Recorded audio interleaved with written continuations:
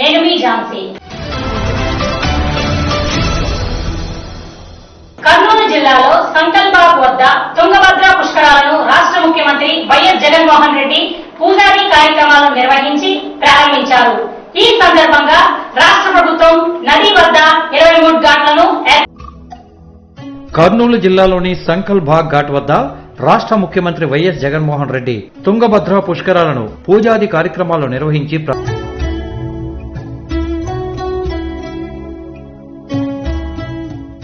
నాడు ఇదే ఘాట్ వద్ద 2008వ సంవత్సరంలో జగన్మోహన్ రెడ్డి తండ్రి స్వర్గీయ వైఎస్ రాజశేఖర రెడ్డి కూడా ప్రారంభించడంతో ఈ ప్రాంతం ప్రత్యేకతను చాటుకుంది.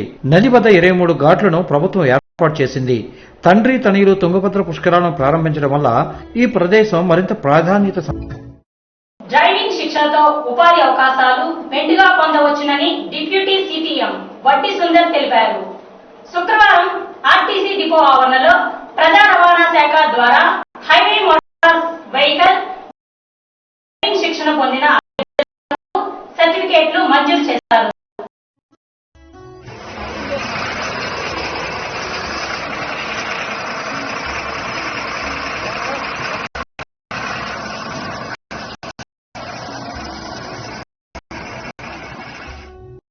శ్రీకాకుళం జిల్లాలోనే మొట్టమొదటిసారిగా ఓ యువతి ఆంధ్రప్రదేశ్ రాష్ట్ర రోడ్డు రవాణా సంస్థలో డ్రైవర్గా నియామకం పొంది జిల్లాలో యువతులు దేనికైనా రాణించగలరు అని నిరూపించింది. వివరాల్లోనికి వెళితే చల్ల ఆశ తండ్రి రిటైర్డ్ ఆర్మీ ఉద్యోగి వెంకట్రావు. ఆశ టెక్కలి ఆదిత్య ఇంజనీరింగ్ కాలేజీలో ఎలక్ట్రికల్ అండ్ ఎలక్ట్రానిక్ ఇంజనీరింగ్ చదివారు. ఫస్ట్లీ నా పేరు చల్ల ఆశ, మా డాడీ పేరు చల్ల వెంకట్రావు. ఆయన ex service man, honorary subedar major కింద రిటైర్ అయ్యారనమాట. నేను బీటెక్ చేశాను ఎలక్ట్రికల్ అండ్ ఎలక్ట్రానిక్స్ ఇంజనీరింగ్లో టెక్కలి ఆదిత్య కాలేజ్ కంప్లీట్ చేశాను. సో ఇక్కడికి రావడానికి ఫస్ట్ స్టెప్ మా ఫాదర్కి ఇస్తానమాట. ఎందుకంటే నాకు తెలుగు బేసిక్లీ చదవడం రాదనమాట.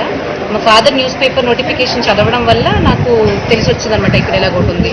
అందులో కరోనా టైం చాలా ఖాళీగా ఉన్నాం కదా, సరే అనుకుని ఇది ఒకటి నేర్చుకుంటే నాకు ఒక అడ్వెంచరస్ యాక్టివిటీ నా సర్టిఫికేట్స్లో, అంటే నా లైఫ్లో ఒక అడ్వెంచరస్ యాక్టివిటీ యాడ్ అవుతుంది అనేసి నేను ఇనిషియేటివ్ తీసుకున్నాను.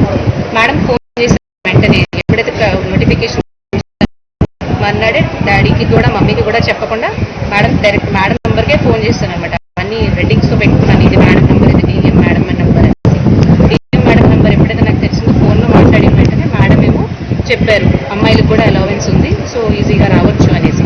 వెంటనే లర్నింగ్ అప్లై చేయడము, తర్వాత జాయినింగ్ అయిపోవడం అనేది వెంటనే జరిగిపోయింది అనమాట. జూన్ జూలైలో జాయినింగ్ ప్రాసెస్ అయిపోయింది.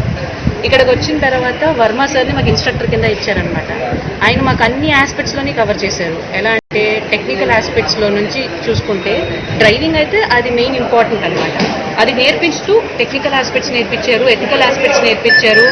మా యూజువల్ ప్రాబ్లమ్స్ అన్నిటిని కూడా ఆయన షేర్ చేసుకున్నారనమాట మాతో. ఈ క్రమంలో తాను జిల్లాలో మొదటి మహిళా డ్రైవర్గా నియామకం పొంది దానికి అనుగుణంగా అన్ని ట్రైనింగ్లు పొంది ఆర్టీసీ డ్రైవింగ్ స్కూల్ నుంచి మొదటి బ్యాచ్ గా బయటకు రావడం జరిగింది. దీనికి సంబంధించి డిపో మేనేజర్ మాట్లాడుతూ ఆమె ప్రతిభ పట్ల సంతృప్తి వ్యక్తపరిచి అమ్మాయిలు కూడా అన్ని రంగాలలో ఉండాలని పిలుపునిచ్చారు.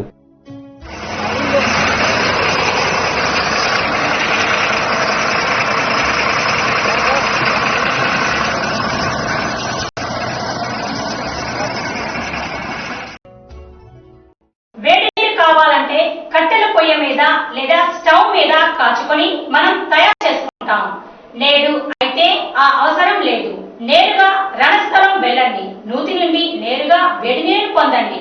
ఇది నిజం కాదు అనుకుంటున్నారా? అయితే ఇది చూడండి. చలికాలంలో వేడి నీళ్ల కోసం ప్రజలు ఆరాట పడుతుంటారు. దీనికోసం గ్రేజర్లు, హీటర్లు వాడుతుంటారు. కానీ శ్రీకాకుళం జిల్లాలో ఒక నేలబావి నుంచి వేడి నీళ్లు వస్తున్నాయి. ఈ వింత ఘటన రణస్థల మండలం కోస్తా గ్రామంలో చోటు చేసుకుంది. వీఆర్ఓ సుబ్రహ్మణ్యం ఇంటి పెరట్లో బావి ఉంది. గత వారం రోజులుగా బావిలో నీళ్లు మరుగుతున్నట్టుగా కనిపిస్తున్నాయి. దీంతో నీటిని తోడి చూసిన సుబ్రహ్మణ్యంకు నీళ్లు మరగబెట్టినట్టుగా వేడిగా ఉండటాన్ని గమనించారు.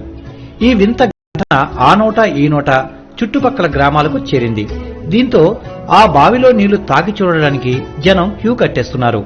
కార్తీక మాస పర్వదినాల్లో ఇలాంటి ఘటన జరగడం శివమహిమేనంటూ ప్రజలు బావికి పూజలు చేస్తున్నారు. చలికాలంలో బావి నుంచి వేడి నీళ్లు రావటం సర్వత్రా ఆశ్చర్యాన్ని కలిగిస్తుంది. అయితే ఇలా బావిలో నీరు వేడిగా ఉండటానికి కారణం చుట్టుపక్కల ప్రాంతాల్లో లైమ్ స్టోన్ అంటే సున్నపరాయి ఉండడం వలన, అది కూడా ఎక్కువ మోతాదులో కాల్షియం కలిగి ఉంటే ఇలా బావిలో గాని చెరువులో గాని నీరు వేడెక్కే అవకాశాలు ఉన్నాయని గ్రామీణ నీటి సరఫరా విభాగం డిప్యూటీ ఇంజనీర్ చంద్రకిరణ్ తెలిపారు. అంతేకాకుండా చుట్టుపక్కల పరిశ్రమలు ఉన్నా వాటి నుండి వచ్చే వేడి వల్ల కూడా ఇలా భూగర్భ జలాలు వేడెక్కే అవకాశాలు ఉన్నాయని స్పష్టం చేశారు.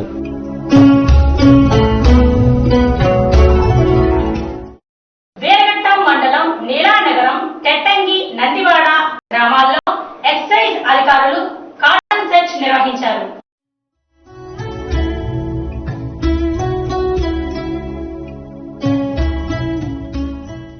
వీరఘట్టం మండలం నీలానగరం, తెట్టంగి, నందివాడ గ్రామాల్లో ఎక్సైజ్ అధికారులు కార్టన్ సెర్చ్ నిర్వహించారు. 3700 లీటర్ల బెల్లం ఊటలు, 50 లీటర్ల సారను స్వాధీనం. ఈరోజు శ్రీకాకుళం జిల్లాలో కార్డనెంట్ సర్చ్ ఆపరేషన్స్ చేయడం జరిగింది. మనకి సోంపేట లిమిట్స్ లో నువ్వగడ దగ్గర ఒక టీం ని చేస్తున్నాము.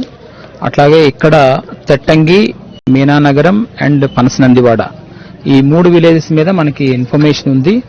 ఇక్కడ ప్రిపరేషన్ అండ్ సేల్ ఉన్నాయని చెప్పి ఉంది కాబట్టి ఈ విలేజెస్ అన్నిటినీ కూడా మనం కార్డనెంట్ సెర్చ్ ఆపరేషన్ చేయడం జరుగుతుంది.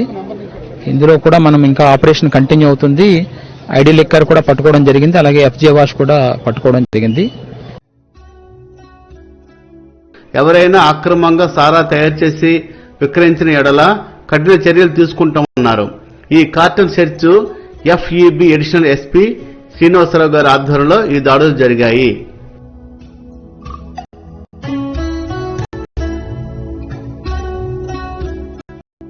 శ్రీముఖలింగేశ్వర స్వామి ఆలయంలో మంత్రమూర్తి మరియు ప్రతిష్ట మహోత్సవాలు ఘనంగా జరిగాయి.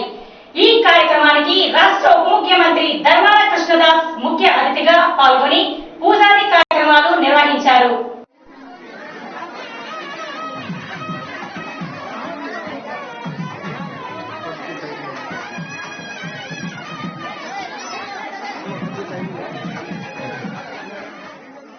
జలుమూరు మండలం రాణ గ్రామంలో శ్రీముఖలింగేశ్వర స్వామి ఆలయంలో పూజాది కార్యక్రమాలు ఘనంగా చేపట్టారు.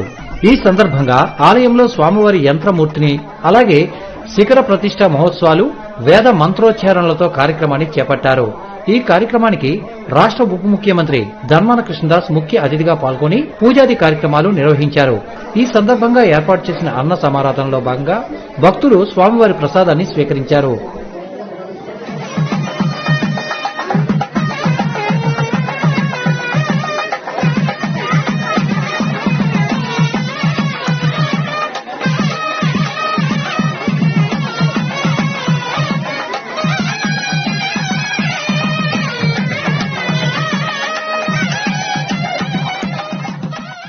జిల్లాలో ప్రతి ఎకరాకు తప్పనిసరిగా అందించేలా కృషి చేయాలని జిల్లా కలెక్టర్ తెలిపారు. జిల్లాలో జలవనరులు ప్రాజెక్టు కింద భూ సేకరణ పనులు వేగవంతం చేయాలని ఆదేశించారు. పనులు త్వరగా పూర్తి చేసి ఆయకట్టుకు నీరు అందించాలని జిల్లా కలెక్టర్ జె నివాస్ అధికారులను ఆదేశించారు. రెవెన్యూ భూసేకరణ యూనిట్లు అధికారులతో జిల్లా కలెక్టర్ కార్యాలయంలో కలెక్టర్ నివాస్ సమీక్షించారు. తోటపల్లి, మడ్డువలసతో సహా ఇతర ప్రాజెక్టుల కింద తక్కువ మొత్తంలో భూసేకరణ పెండింగ్ లో ఉన్నాయని, వాటిపై దృష్టి సారించి త్వరగా పూర్తి చేయాలని ఆదేశించారు.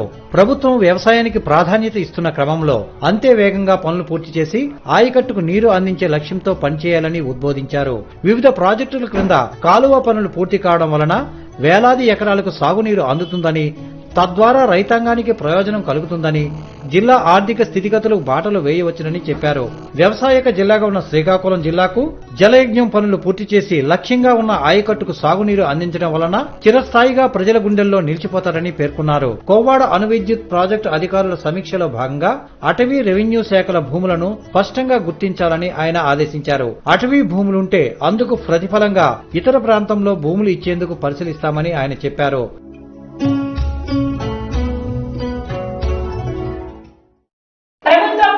విద్యార్థులకు ఉచితంగా పుస్తకాలను అందజేశారు. రాష్ట్ర ప్రభుత్వం ప్రభుత్వ పాఠశాలలను అభివృద్ధి చేసేందుకు అన్ని విధాలా కృషి చేస్తుందని మండల విద్యాశాఖాధికారి శాంతారావు తెలిపారు. శనివారం ప్రాథమిక ఉన్నత జిల్లా పరిషత్ ఉన్నత పాఠశాల విద్యార్థులకు ఉచితంగా నోట్స్ పుస్తకాలను పంపిణీ చేశారు. అలాగే ప్రతి పాఠశాలకు శానిటైజర్లు కూడా అందించారు. జగనన్న విద్యా కానుకలో భాగంగా మండలానికి రావాల్సిన వైట్ నోట్ బుక్స్ మరియు శానిటైజర్లు, హై స్కూల్స్ సంబంధించిన శానిటైజర్లు కూడా ఎస్ఎస్ఏ నుంచి వచ్చి ఉన్నాయి. వాటిని హై స్కూల్స్ సిఆర్పీ ద్వారా, పార్ట్ టైం ఇన్స్టిట్యూట్ ద్వారా పంపిణీ చేయడం జరుగుతుంది. రేపు 23వ తారీఖు నుండి 6, 7, 8వ క్లాసులు కూడా తరగతులు ప్రారంభం కానున్నందున అందరి విద్యార్థులకు ఈ జగనన్న విద్యా కిట్లు పంపిణీ చేసి ఆ విద్యా కిట్లన్నీ కూడా మళ్ళీ 23వ తారీఖు నుండి వాళ్ళు స్కూల్ తెచ్చుకోవాల్సిందిగా ప్రధాన ఉపాధ్యాయులు తెలియజేశారు. సమాజంలో అనేక వెనుకబడిన తరగతులకు చెందిన వారు ఉన్నారని, వారిని గుర్తించి ఆదుకోవాలని పార్లమెంటు సభ్యులు కింజరాపు రామ్మోహన్ నాయుడు అన్నారు. వెనుకబడిన తరగతుల వారికి అన్ని విధాలా ప్రభుత్వం ఆదుకోవాలని పార్లమెంటు సభ్యులు కింజరాపు రామ్మోహన్ నాయుడు కోరారు. ఈ సందర్భంగా ఆయన మాట్లాడుతూ అగురు కులస్తులు ఉన్నారని, వీరిని బీసీబీ నుండి బీసీడీకు మార్పు చేయగలిగితే ఈ కుటుంబాలకు మేలు జరుగుతుందని అన్నారు. సాధ్యమైనంత వరకు అధికారులతో మాట్లాడి తగిన న్యాయం చేస్తామని ఆయన హామీ ఇచ్చారు. వాళ్ళ కుల వ్యక్తులు ఉత్తరాంధ్రకు సంబంధించి సుమారు 8,000 కుటుంబాల వరకు ఉన్నాయి. వాళ్ళందరూ కూడా చాలా అట్టడుగులో ఉన్నటువంటి పరిస్థితిలో ఈరోజు ఉన్నారు. స్వాతంత్రం వచ్చి 8 సంవత్సరాలైనా సరే చాలా మందికి అగురు కులం ఉందా, వాళ్ళ కులస్తులు ఎవరు అనేది కూడా ఈరోజు తెలియనటువంటి పరిస్థితి ఏర్పడింది. మరి అటువంటి ఆ కుటుంబాలు బయటికి రావాలనంటే, ముందుకి అభివృద్ధి చెందాలనంటే ప్రభుత్వాలు స్పందించాల్సినటువంటి అవసరం ఉంది. వాళ్ళు దానికి సంబంధించి ఒక 2 డిమాండ్స్ కూడా ఈరోజు ప్రస్తావిస్తున్నారు. బీసీడీలో వాళ్ళకి చేర్పించాలని, అలాగే వాళ్ళకి కార్పొరేషన్ కూడా ప్రస్తుతం ఉన్న ప్రభుత్వం చాలా కులాలకి, బీసీలో ఉన్న కులాలకి కార్పొరేషన్స్ ఏర్పాటు చేశామంటున్నారు. మరి ఇటువంటి వాళ్ళని కూడా న్యాయం చేయడానికి వాళ్ళు ముందుకు రావాలని ఈ డిమాండ్స్ తెలియజేస్తున్నాం. ఖచ్చితంగా ప్రభుత్వం దీని మీద స్పందించి ఈ కులానికి న్యాయం చేయడానికి అండగా నిలవాలని కూడా ప్రభుత్వానికి మేము డిమాండ్ చేస్తున్నాం. ఇది ఇవాల్టి విశేషాలు. మళ్ళీ కలుద్దాం. Sign of.